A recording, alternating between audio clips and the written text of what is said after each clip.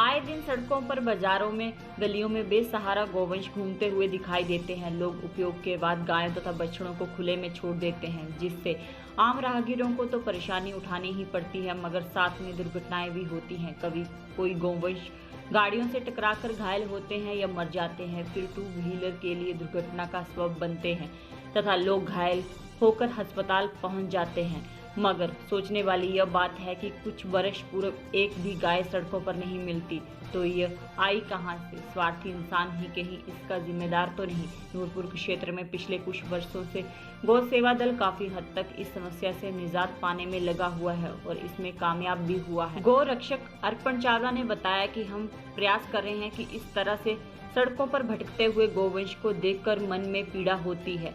उन्होंने कहा कि हमने अब तक हजारों चोटिल गायों को मलहम पट्टी कर विभिन्न गौशालाओं में पहुंचाया है। हमारे दल के लड़के हर परिस्थिति में गौ सेवा के पुनीत कार्य के लिए तत्पर रहते हैं। इसके अलावा रेडियम कॉलर लगाकर इनको सड़क दुर्घटना से बचाया जा सके।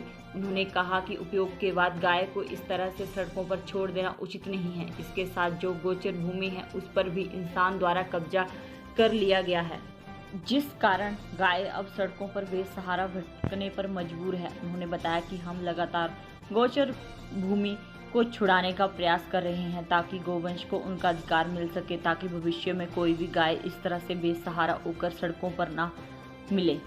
जय श्री राम।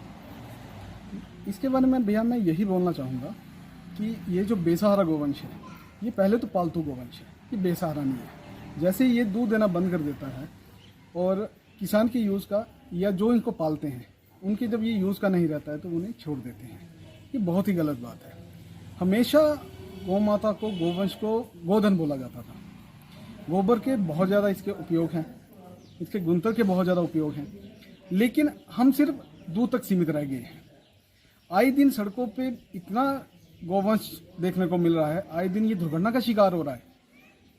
गौ सेवा दल नूरपुर प्रयासरत है। हमेशा घायल गोवंश के लिए तो हम मलहम पट्टी करना, उन्हें अलग अलग गौशालाओं में पहुंचाना, हम अपना कार्य कर रहे हैं। सबके सहयोग से हम पिछले 5 सालों से हजारों गोवंश को बचा चुके हैं। रेडियम कॉलर लगा सकते हैं, वो भी हमारा एक प्रयास है। पिछले 1 साल से हम लगातार रेडियम कॉलर लगा रहे हैं। जो गोवंश सड़क पे बैठा होता है, रात को दिखाई नहीं देता है, सड़क दुर्घटनाओं का शिकार होता है, ये रेडियम कॉलर बहुत सहारा बनता है इसका। दूर से जब वाहन की रोशनी पड़ती है, ये रिफ्लेक्ट करता है और जो कार चालक है, वाहन चालक है, वो सचेत हो जाता है कि आगे कोई गोवंश बैठा है या खड़ा है। इससे दुर्घटना होने से बच जाती है। लेकिन मेन जो प्रॉब्लम है वो ये है कि खूंटे पे गोधन कैसे बंधा रह सके। आए दिन देखने में आ रहा है कि बहुत सी ग्रास कैटल लैंड है, गोचरान भूमि है, ठीक है, जो अगर कोई गोवंश दूध नहीं देता है तो वहाँ पे छोड़ी जा सकती है। आए दिन पुराने जो लोग थे हमारे, वो क्या बोलते, इन्हीं ग्रास कैटल लैंड में गोधन को छोड़ा करते थे। चर के वो आ जाता था शाम को, थोड़ा बहुत घास पानी डाल के वो उसकी सेवा करते थे। लेकिन आज की डेट में वो जो भूमि है, वो भूमि धीरे धीरे खत्म हो रही है।